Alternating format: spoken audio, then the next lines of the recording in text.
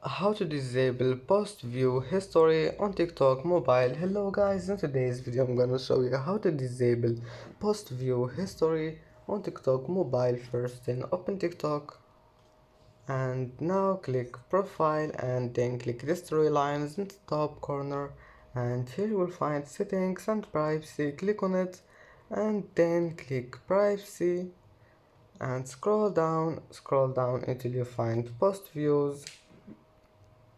And as you see here you will find post view history. Now all you need to do is just turn it off, and as you see post view history have been turned off.